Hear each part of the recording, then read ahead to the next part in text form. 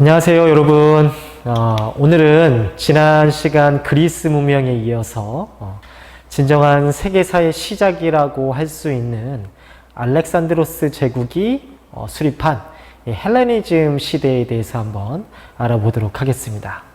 자, 우리 지난 시간에 그리스, 폴리스, 아테네, 스파르타, 페르시아 전쟁, 솔론, 페리클레스 이런 것들과 관련된, 이 키워드와 관련된 그리스 문명에 대해서 공부해 봤죠. 오늘 공부할 내용이 그 그리스 문명에 이어서 진정한 세계사의 시작이라고 할 수 있는 이 알렉산드로스 제국에 대해서 한번 알아볼 텐데, 제가 이 알렉산드로스 제국을 진정한 세계사의 시작이라고 했죠. 그렇다면 지난 시간 우리가 공부했던 그리스 문명은 세계사라고 할 수 없냐? 네, 엄연히 말하면 세계사라고 평가하기에는 상당히 부족합니다. 진정한 세계사는 바로 지금 시기예요. 우리 지금 코로나가 진짜 창궐하고 있는 이때에 중국에서 시작된 이 코로나 바이러스가 지금 전 세계를 휩쓸고 있죠. 어찌 보면 이 세계사 시대에 맞는 전염병인 것 같아요.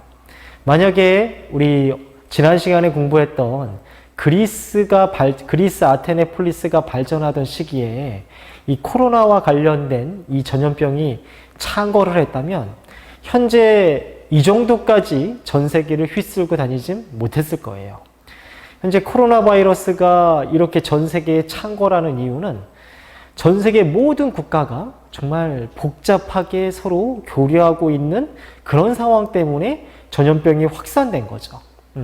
과거에 아테네, 스파르타가 흥하고 있었을 그 당시 기준으로 한다면 이렇게 전 세계에 코로나 바이러스가 창궐하지 못했을 거예요. 이 세계사라는 말은 어찌 보면 지금 2020년대에 정말 어울리는 말이에요. 당장 저 멀리 미국에서, 유럽에서 혹은 라틴 아메리카에서 어떤 일이 벌어진다면 우리는 그 사실을 바로 접할 수가 있죠.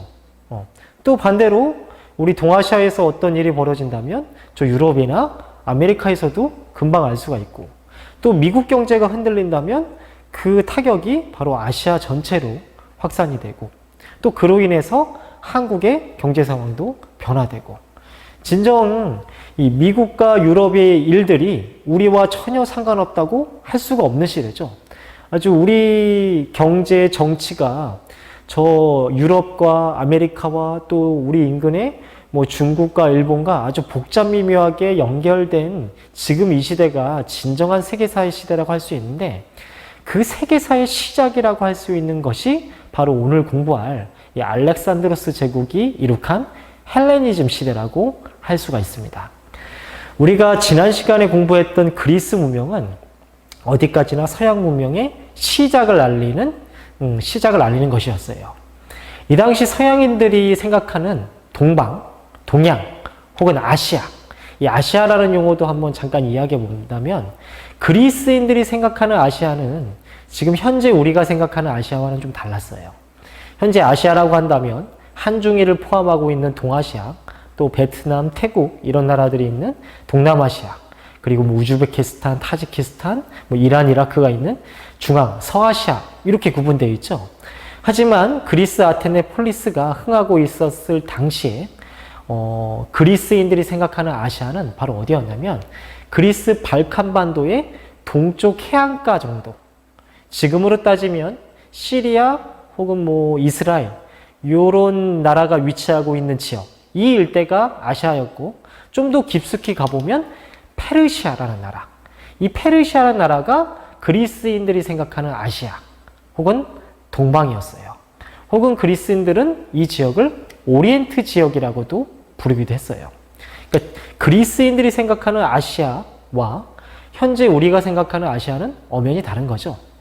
그런데 이 그리스 문명이 쇠퇴하고 난 다음에 이 그리스 문명권에 새로운 나름 패권자로 등장한 나라가 마케도니아라는 나라예요. 이 마케도니아를 전성기를 이끌었던 대왕이 바로 알렉산드로스 대왕입니다. 이 알렉산드로스 대왕이 그리스 문명과 그 당시 그리스인들이 생각했던 오리엔트, 동방 문명, 페르시아 문명을 하나로 융합하는데 성공했던 사람이 바로 이 알렉산드로스 대왕이라는 거예요. 우리는 이제 이 알렉산드로스 대왕을 알렉산더 대왕 뭐 이렇게도 알고 있는데 이거는 영어식 표현이에요. 정확히는 라틴어식으로 알렉산드로스 대왕 이렇게 칭하는 것이 옳은데, 또 알렉산드로스 대왕이라고 한다면 우리는 흔히 정복왕, 영토를 많이 확장한 왕 이렇게 단순하게만 알고 있었는데, 이 정복왕, 전쟁을 잘한 왕 이런 군주는 전 세계 어느 역사에나 수두룩해요. 하지만 그 중에서 이 알렉산드로스 대왕이 우리 세계사 교과서에도 기술이 되어 있고 선생님이 수업하는 이유는 단순히 정복 군주로서의 면모만 갖춘 것이 아니고 하나의 문명과 또 다른 문명을 하나의 큰 문명으로 통합시킨 이른바 진정한 세계사의 시작을 알리는 그런 사람이었기 때문에 이 세계사 교과서에도 전 세계 역사에서도 혹은 서양사에서도 상당히 중요한 인물로 평가하고 있는 것입니다. 자, 그러면 이 알렉산드로스 대왕이 위치하고 있는, 알렉산드로스 대왕이 다스리고 있는 국가부터 정확히 알아야 되겠죠. 선생님이 첫 번째 시간에 이야기했듯이 세계사의 효율적인 학습을 위해서는 내가 현재 어느 지역, 어느 국가, 어느 왕조를 공부하고 있는지 정확히 알아야 되겠죠. 오늘 우리는 교과서 107, 108페이지를 공부할 것인데 107페이지 오른쪽 상단 부분에 알렉산드로스 대왕이 운영했던 그 제국의 영토가 표시되어 있어요. 한번 살펴보세요. 그 중에 우리 왼편에 그리스 발칸반도가 보이죠? 그리스 발칸반도 북부 지역에 이 마케도니아라는 나라가 있어요. 마케도니아. 바로 그 마케도니아 국가를 운영했던 이 대왕이 알렉산드로스 대왕이에요. 근데 이 마케도니아라는 국가는 알렉산드로스 대왕 때 전성기를 구가했지만 그 이전에는 상당히 보잘것없는 나라였어요. 그렇기 때문에 이 그리스 문명권에 속한 나라다 이렇게 생각하시면 편해요. 마케도니아, 그리스 엄연히 다른 국가지만 그리스의 문화를 아주 절대적으로 받고 있었던 그리스 문명권에 있던 국가다. 그리고 난 다음에 그리스 내의 아테네, 테베, 스파르타 이런 폴리스들끼리 서로 치고받고 싸우면서 그리스 내의 폴리스들이 쇠퇴하는 그 틈을 타서 북쪽 지역에서 힘을 키우고 성장하고 있었던 나라가 바로 이 마케도니아였어요. 우리 지난 시간 끝부분이 그리스 내의 폴리스들이 서로 치열하게 상쟁을 통해서 그리스 내가 전체적으로 쇠퇴했다고 했죠. 이러한 그리스 문명권을 누가 지배했냐면 마케도니아의 필리포스 2세라는 왕이 이 그리스 문명을 지배하게 돼요. 지난 시간 필기를 보면 기원전 338년이라고 적혀져 있죠. 그리고 이 필리포스 2세의 아들이 바로 누구냐면 오늘 우리가 공부할 알렉산드로스예요. 이 마케도니아라는 나라에 대해서 조금 더 이야기해 보면 우리 지난 시간에 그리스 문명과 이 페르시아 문명이 한번 충돌했던 일이 있었다고 했죠. 그 전쟁을 페르시아 전쟁이라고 했죠. 근데 이 페르시아군이 이 그리스로 쳐들어올 때 선택한 길이 있었어요. 바로 육로를 통해서 들어왔었는데 이 페르시아가 그 지도 107페이지 한번 지도를 한번 보세요. 페르시아가 육로를 통해서 그리스로 쳐들어온다면 반드시 거쳐야 될 곳이 바로 어디냐면 이 마케도니아 지역이에요. 그래서 이 페르시아 전쟁 때 힘이 없었던 아직 성장하지 못했던 마케도니아가 아주 큰 피해를 받았어요. 그리고 난 이후에 마케도니아가 나라 전체 이곳저곳을 좀 수습한 이후에 필리포스 왕 때 어느 정도 왕조로서 어느 정도 기틀을 가지게 되었고, 이때 필리포스 왕은 우리 마케도니아가 더 나아가 우리 그리스 문명이 안정을 취하기 위해서는 예전에 전쟁을 벌였던 저 페르시아를 정복해야 되겠다 이런 마음을 가지고 있던 사람이 바로 필리포스였어요. 그래서 필리포스는 그리스 문명을 지배하고 난 이후에 이 그리스 군을 또 활용을 해서 그리스 군을 동원을 해서 마케도니아 그리스 군을 연합한 다음에 페르시아 원정을 꿈꾸려던 찰나에 죽어버렸어요. 그러면 이 필리포스 왕의 이 꿈을 누가 이어갔냐? 바로 오늘 우리가 공부할 그 아들 알렉산드로스가 이어가게 돼요. 그래서 아버지 필리포스가 갑자기 죽고 난 다음에 이 알렉산드로스가 왕위에 오른 나이가 불과 20살밖에 되지 않아요. 하지만 이 약관 20살에 오른 알렉산드로스의 이 업적이 정말 눈부시게 뛰어나게 됩니다. 자, 오늘 그 내용을 본격적으로 이야기해 보도록 하겠습니다. 자, 오늘 수업할 내용을 제가 간략히 또 표시해 보았습니다. 제목은 알렉산드로스 제국이라고 평했고, 그 옆에 선생님이 연도를 3가지나 표시했죠. 먼저 기원전 334년부터 324년까지의 파란색 줄이 있죠. 알렉산드로스 대왕이 아버지 필리포스가 죽고 난 이후에 아버지의 꿈을 이익겠다고 이 페르시아 원정을 떠나는데, 우리는 그것을 동방원정이라고 해요. 동방원정. 동방원정이라고 합니다. 그 기간이 고작 10년밖에 안 되죠. 이 10년 기간 동안에 이 알렉산드로스 대왕이 그 젊은 나이에 그 짧은 기간에 페르시아 제국을 집어삼켜 먹어버려요. 페르시아 제국만 집어삼켜 버리느냐? 남쪽에 상당한 강대국으로 자리 잡고 있었던 이집트도 지배를 하고, 그 알렉산드로스 대왕의 힘이 바로 인도 지역까지 미치게 됩니다. 그 지도가 107페이지 오른쪽 상단에 우리 녹색으로 표시되어 있죠. 그 지도를 선생님이 간략하게 또 한번 써볼게요. 우선 마케도니아의 알렉산드로스 대왕이 이 그리스 문명을 차지하고 있었죠. 그죠? 그리스 문명을 차지하고 있었고, 그리고 페르시아 원정에 떠나요. 이 페르시아와 싸우는 와중에 페르시아의 영향력 아래에 있었던 이집트도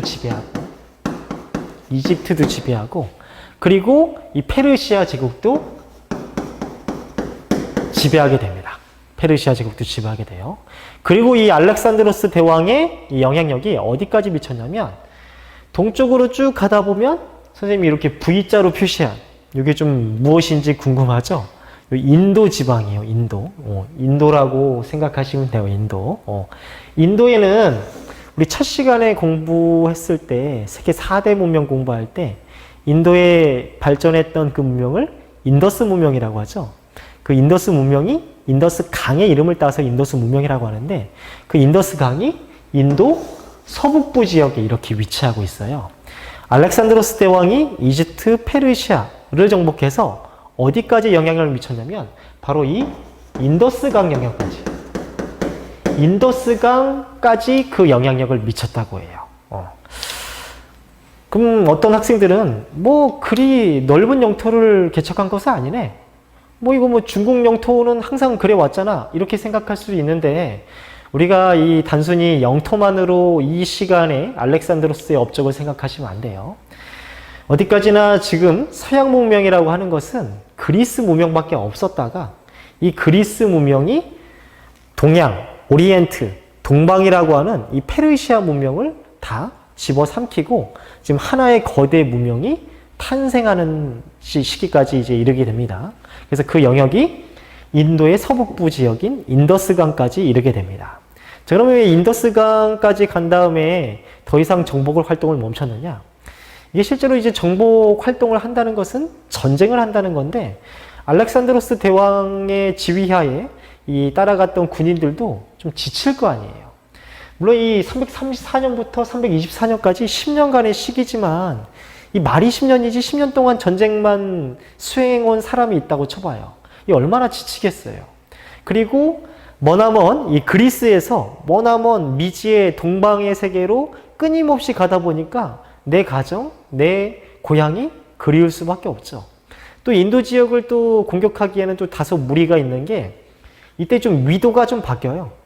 그리스와 페르시아는 같은 위도상이 있어서 같은 온도와 기후가 나름 유지되고 있었는데, 인도를 공략하려면 이제 남쪽으로 내려가야 되고, 이때는 이 그리스인들이 처음 접해보는 밀림, 또 더위, 이런 것들이 마주하고 있기 때문에, 또 이런 자연환경이 바뀌다 보면 이 전염병 같은 것 제국들에 의해서 또 취약해질 수밖에 없거든요. 10년 동안의 전쟁 수행으로 인해 가지고 병사들도 지쳤고 또 이 그리스 문명과는 전혀 다른 자연 환경으로 인해 가지고 인도를 공략하기는 좀 쉽지 않았나 봐요. 그래서 인더스강 유역까지 정복을 하고 난 이후에 이 동방 원정을 끝나게 돼요. 근데 그때 이제 알렉산드로스 대왕의 나이가 이제 30을 바라보고 있던 30살이 이제 갓 된 그 시기였죠. 그래서 이 동방 원정을 끝내고 돌아온 알렉산드로스 대왕이 참 안타깝게도 바로 죽게 돼 버려요. 어찌 보면 30살의 나이에 죽게 되는 거죠. 그래서 이 역사가들이 말하길 만약에 이 알렉산드로스 대왕이 더 오래 살았다면 그 알렉산드로스 제국이 얼마나 더 이 강성하고 또 이 세계사의 영역이 좀 더 넓어졌는지 역사에는 가정이란 게 있을 수 없지만 그런 안타까운 아쉬운 가정을 한번 해보는 역사가들이 상당히 많았다고 합니다. 그래서 10년간의 동방 원정 이후에 바로 알렉산드로스 대왕이 죽어버리고 그 이후에 이 알렉산드로스 제국이 분열하게 돼요. 크게 세 지역으로 분열을 하게 되는데 이 그리스 문명의 이 마케도니아 왕조로 하나로 분열이 되고 또 이 멸망한 페르시아 제국에는 셀루큐스 왕조라고 정확히는 모르셔도 돼요. 멸망한 페르시아 제국에는 셀루큐스 왕조라고 하나의 또 왕조가 들어서게 되고 또 이집트에는 프톨레미 왕조라고 들어서게 돼서 알렉산드로스 제국이 죽고 난 이후에 세 개의 왕조로 분열이 돼요. 그러면 이 알렉산드로스 제국이 오래가지 못했다 이렇게 이야기할 수도 있지만 이 분열된 세 왕조의 성격이 상당히 유사해요. 그래서 비록 알렉산드로스 대왕이 죽고 난 이후에 세 개의 왕조로 분열이 됐지만 이 세 개의 왕조를 전부 다 이 알렉산드로스에 의해서 만들어진 제국이다 해가지고 요 세 왕조를 전부 다 헬레니즘 왕국이라고 부르고 이 왕조가 지속된 시대를 헬레니즘 시대라고 칭하는 겁니다. 이해가 되셨나요? 알렉산드로스 대왕의 동방 원정은 10년 만에 끝나요. 그 이후에 세 개 왕조로 분열됐지만 그 세 개 왕조의 성격이 상당히 유사하고 그 세 개 왕조가 지속되는 시기가 기원전 31년 정도까지라고 대개 평가를 해요. 이 시기도 상당히 중요해요. 이 시기가 로마의 옥타비아누스라고 하는 나중에 황제가 되는 사람이 있는데 그 사람이 이집트 문명을 지배하는 시기거든요. 나중에 좀 더 자세히 공부할 거예요. 그래서 로마가 지중해 패권을 완전히 차지하는 그 시기까지를 우리는 뭐라 부른다? 바로 헬레니즘 시대라 부르는 거예요. 기원전 334년부터 로마에 의해서 지중해 패권이 장악되는 기원전 31년 정도까지 시기를 우리는 헬레니즘 시대라고 이렇게 부르는 겁니다. 자, 그러면 또 여기서 헬레니즘이라는 또 용어도 알아야 되겠죠?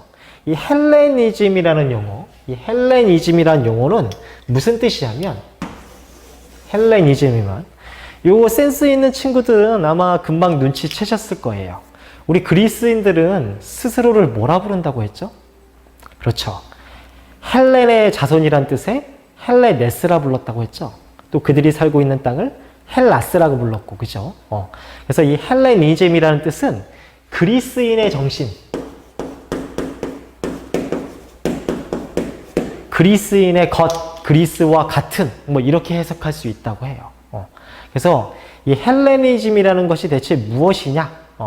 직역을 한다면 그리스와 같은 그리스의 정신 이런 뜻인데 대체 어떤 속성을 가지고 있는 시대고 또 이 헬레니즘 시대는 어떤 문화를 가지고 있는지 한번 알아보도록 하겠습니다.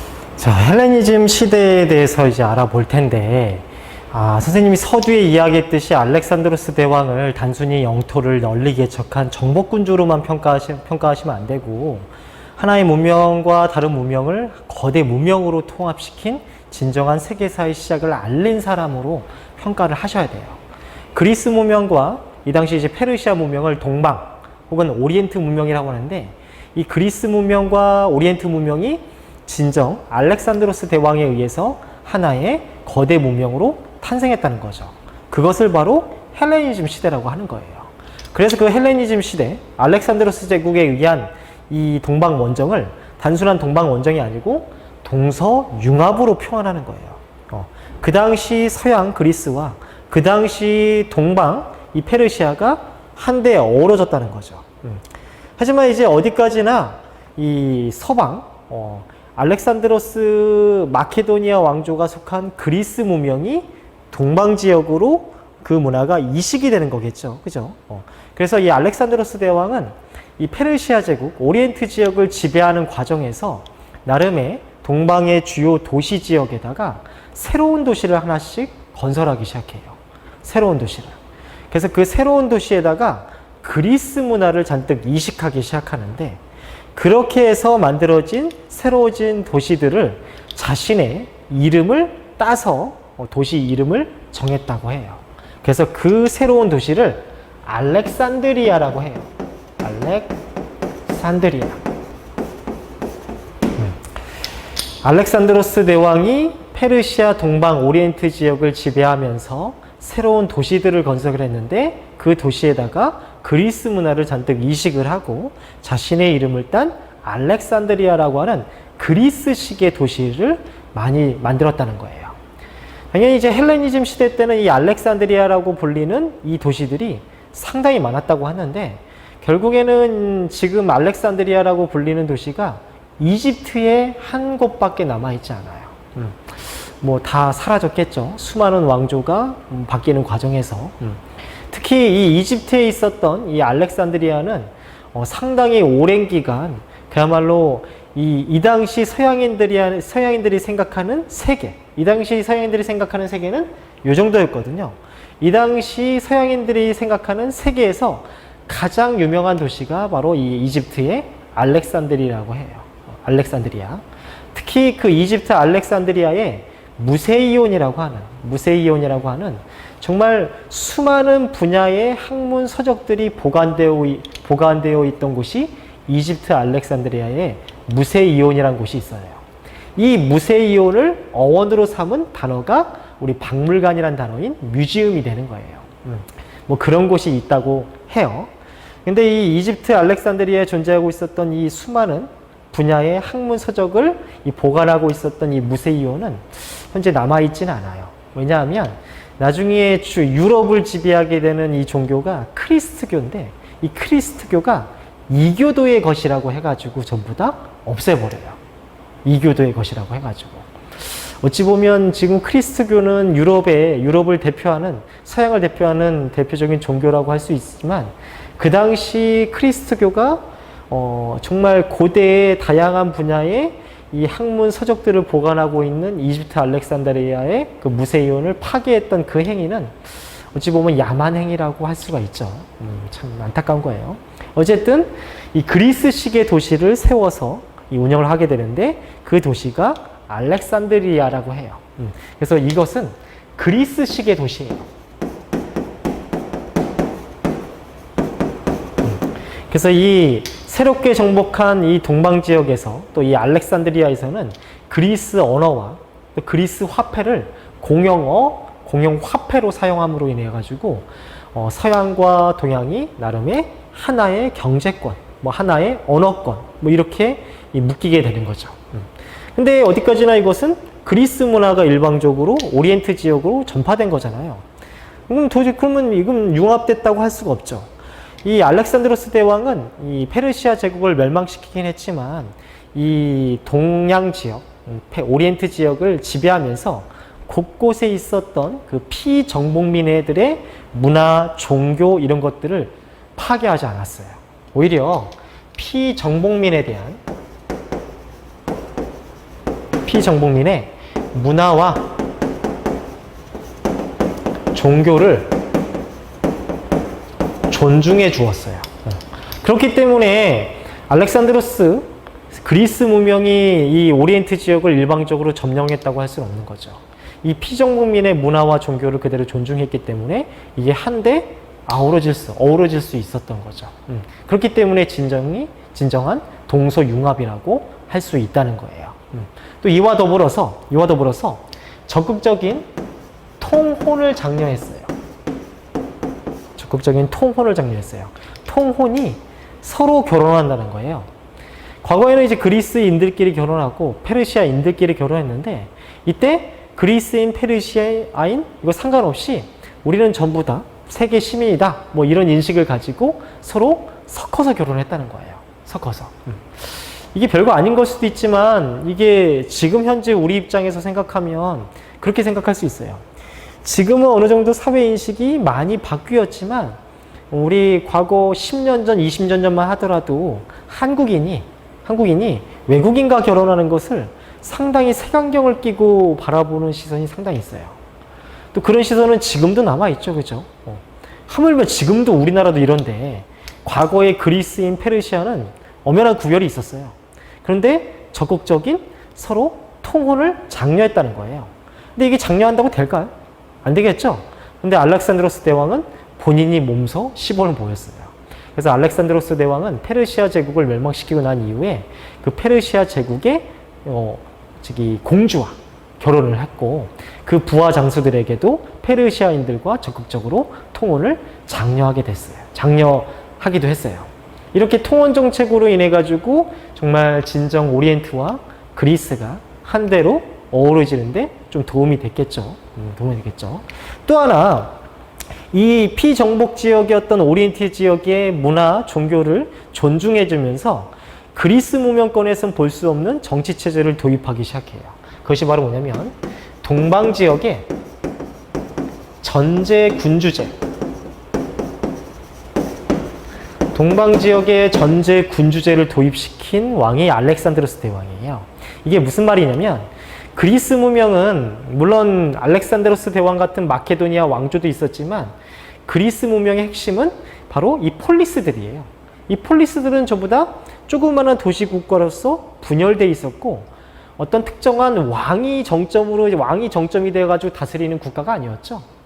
나름의 뭐 민회도 있고 나름의 자유로운 시민들이 그 당시에는 볼 수 없었던 민주정치를 행하면서 국가가 폴리스가 운영이 되었죠. 그렇기 때문에 우리 한국, 중국, 일본 뭐 이 당시 페르시아도 유사한데 황제나 왕이 정점이 돼가지고 이 국가를 통치하는 이런 시스템이 이런 문화가 그리스 문명권은 없었는데 이 알렉산드로스 대왕이 이 페르시아 제국을 지배하면서 페르시아의 제국 체제를 혹은 또 이집트를 지배하면서 이집트의 왕을 파라오라고 하거든요. 파라오. 이런 파라오를 정점으로 한 동방 전제군주제를 이때 그리스 문명으로 가지고 오게 돼요. 물론 그 동방 전제군주제가 바로 그리스 문명에 바로 이식이 되는 건 아니지만 점차 이 서방에서도 이 한 명의 왕이나 황제를 정점으로 한 이 전제군주제가 정착되는 모습이 보여요. 그런 동방 전제군주제가 어디에서 이제 완전 꽃피우게 되냐면 로마에서 꽃피우게 돼요. 로마도 그리스 문명의 영향을 받아가지고 공화정으로 시작하지만 나중에 로마가 지중해 패권을 장악하고 난 이후에는 동방처럼 오리엔트처럼 한 명의 황제를 정점으로 이 제국을 운영하는 시스템이 되는데 그 동방 전제군주제를 도입시킨 왕이 바로 알렉산드로스 대왕이라는 거예요. 이렇게 알렉산드로스 대왕은 단순한 정복군주로서의 면모뿐만 아니라 정복한 이 오리엔트 지역과 또 자신이 있던 이 그리스 문명권의 이 문화를 한데 어우러지게 하는 장본인이었어요. 이렇게 해서 탄생한 시대와 문화를 바로 헬레니즘 시대, 헬레니즘 문화라고 하는 거예요. 자, 이렇게 그러면 동서융합의 과정을 통해서 만들어진 이 헬레니즘 문화의 특징을 한번 알아보죠. 자, 이 헬레니즘 문화는 뭐라고 이제 간략히 표현할 수 있냐면 이 헬레니즘 문화는 바로 세계 시민주의, 그리고 개인주의, 그리고 개방주의 이렇게 세 단어로 이 헬레니즘 시대와 헬레니즘 문화를 표현할 수 있어요. 좀 바로 이해하기가 좀 어렵죠. 세계 시민주의? 뭐 어디서 많이 들어봤는데 좀 두루뭉술이하죠. 뭐 개인주의? 개방주의? 뭐 이게 뭐라는 거야? 자, 한번 제가 설명을 해 보도록 하겠습니다. 과거에 이제 그리스 문명은 하나의 거대한 이제 그 국가로서, 하나의 거대한 국가로서 통합이 되진 않았죠. 물론 이제 페르시아와의 전쟁을 통해 가지고 이 그리스 내의 폴리스들이 연합을 한 형태는 보였지만 또 아테네폴리스를 중심으로 동맹을 맺은 모습은 보였지만 거대한 이제 영역권으로 통합은 되지 않았어요. 어디까지나 분열 독립한 폴리스들이 존재하고 있었고 이 당시 그리스 내의 폴리스들은 폴리스적인 사고를 가지고 있어요. 이게 뭔 소리냐면 아테네폴리스는 아테네폴리스만의 문화를 가지고 있고 스파르타폴리스는 스파르타폴리스만의 고유 문화와 사고방식을 가지고 있었다는 거죠. 그래서 이 아테네폴리스와 스파르타폴리스가 엄연히 진짜 서로 다른 이질적인 요소를 가지고 있기 때문에 그 폴리스 내에 있던 사람들은 폴리스만을 생각하고 있고 폴리스가 자신이 생각하고 있는 전 세계였어요. 그러다가 이 그리스 문명이 마케도니아에 의해서 지배를 당하고 마케도니아의 알렉산드로스 대왕에 의해서 저 오리엔트 지역까지 진출하게 됐죠. 그럼 기존에 좁디 좁은 폴리스 내에서 정말 엄청나게 넓은 영역의 오리엔트, 동방세계를 맞이하게 된 거죠. 그러니까 얼마나 이 문화 충격이 심하겠어요. 이걸 좀 더 단순히 좀 쉽게 이해해 본다면 여러분들 모두는 아니겠지만 이 해외여행 가보신 학생들이 있겠죠. 이 해외여행을 처음 가봤을 때의 느낌을 요 세계 시민주의와 약간 좀 비교해서 약간 이해하시면 편할 것 같아요. 이 동남아시아나 혹은 미국이나 혹은 유럽 이런 데 이제 해외여행을 가다 보면 우리 한국인들의 사고방식과 생활과는 전혀 다르죠. 그래서 이 해외여행에 어찌 보면 가장 큰 매력이 뭐라고 저는 생각하냐면 어떤 유명한 관광지나 자연 명소, 그 다음에 건축물 이런 것보다는 우리와 전혀 다른 사고방식, 생활방식을 누리고 있는 그들의 생활을 보는 것이 이 해외여행의 가장 큰 매력이라고 생각해요. 그래서 해외여행을 한번 가보면 야 진짜 이들 나라는 우리와 전혀 다른 자연 지리적 환경으로 인해 가지고 전혀 다른 생활 방식을 가지고 있구나. 이들과 우리는 다르구나. 이들과 우리의 차이점을 인정해 줘야 되는구나. 이런 사고 방식이 어찌 보면 자연스럽게 가질 수 있게 되거든요. 이 당시 알렉산드로스 대왕에 의해서 그리스 문명에 있던 그 폴리스 내에 있던 그 사람들의 세계관이 이렇게 커졌다는 거예요. 그야말로 폴리스만 생각하다가 정말 그 폴리스적 세계관이 엄청나게 넓어졌다는 거죠. 그것을 바로 세계 시민주의라고 이렇게 표현하는 거예요. 나름 그림으로 그려본다면 과거에는 폴리스라고 하는 조그만한 이 세계관이 있었다면 알렉산드로스 대왕에 의해서 동방과 서방의 문화권이 한데 어우러졌죠. 그래서 이 오리엔트 지방으로 진출하게 되고 이 두 영역이 한데 어우러지게 되고 내가 생각하고 사고하는 세계관이 엄청나게 확장되는 거죠.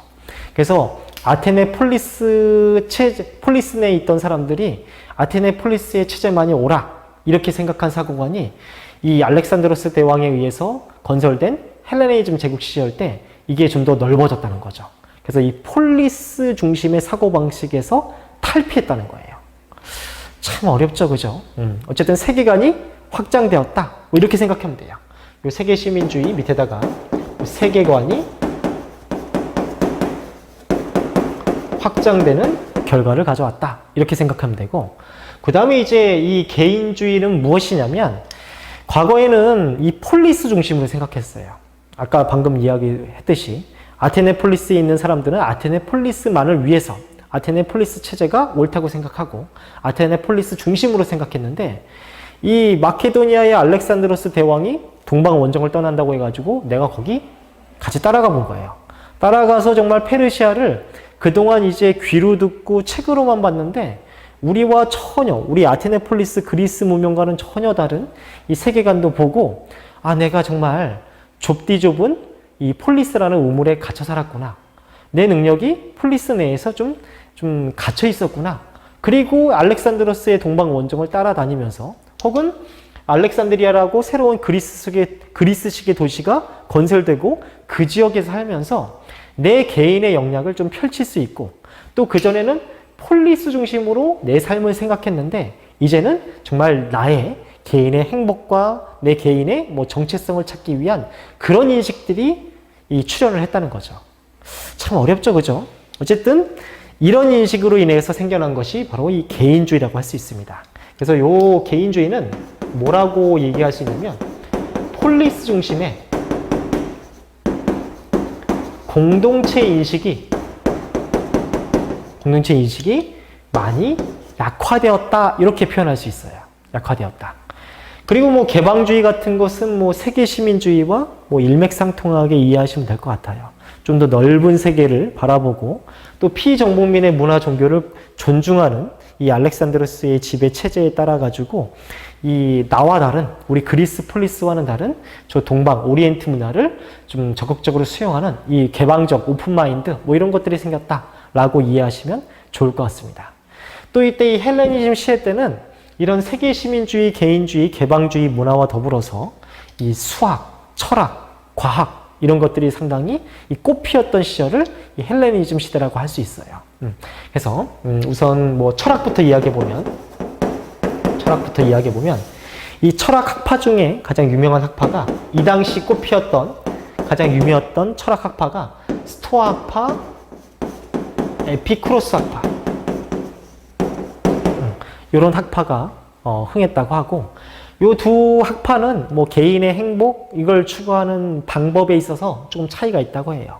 이 스토아 학파는 이 개인의 행복을 추구하는 방법으로서 철저한 금욕을 중시했고 에피쿠로스는 내가 살면서 육체적 행복도 있지만 정신적인 행복 뭐 이런 것을 추구하는 학파라고 해요. 저도 이제 뭐 철학을 전공하지 않았기 때문에 뭐라고 이렇게 단정 지어서 이야기가 상당히 위험하네요. 어쨌든 약간 철학적으로 업그레이드된 단계에 이르렀다 이렇게 생각하시면 돼요. 그리고 이제 뭐 과학으로서는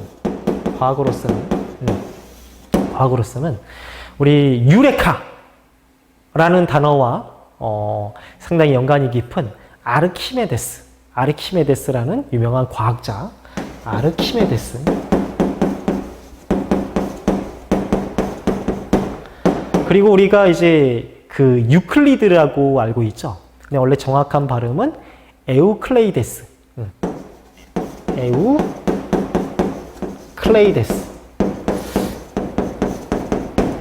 유클리드의 기하학이라고 알고 있는데 정확한 라틴어 명칭으로는 에우클레이데스라고 해요. 저도 혹시 틀릴 수도 있어요. 뭐 이런 유명한 과학자가 등장했던 시기고 또 이제 예술로 본다면 자, 이거는 교과서 108페이지를 한번 볼게요. 108페이지를 보면 한 장 넘겨보시면 왼쪽 위에 라오콘 군상이라고 있죠. 이 라오콘 군상이 이 당시 헬레니즘 시대를 대표하는 석상이라고 합니다. 또 여러분들 요 브랜드의 신발 가지고 있을 수 있어요. 우리 나이키.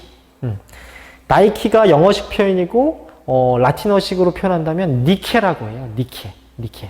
이 니케가 승리의 여신이라는 뜻인데 이 니케상도 이때 만들어진 조각상이에요. 그래서 니케상이라고 이제 교과서에는 없지만 여러분들 그 인터넷에 검색해 보면 지금은 훼손돼 가지고 이 머리와 팔 한쪽 부분이 없는데 이렇게 뭐 날개를 펼치고 있는 모습을 본따서 지금의 그 신발 브랜드 나이키 브랜드가 이렇게 표시되어 있죠. 그 니케상을 본따서 만들었다고 해요. 뭐 이런 석상들이 유행했던 시대가 바로 이 헬레니즘 시대라고 할 수 있습니다. 자, 이렇게 우리는 이 진정한 세계사의 시작을 알렸던 이 알렉산드로스 제국에 대해서 오늘 한번 공부해 보았습니다. 자, 다음 시간에는 지중해 패권을 장악하고 유럽 고대 문명을 완성시킨 로마에 대해서 한번 알아보도록 하겠습니다. 자, 다음 시간까지 안녕.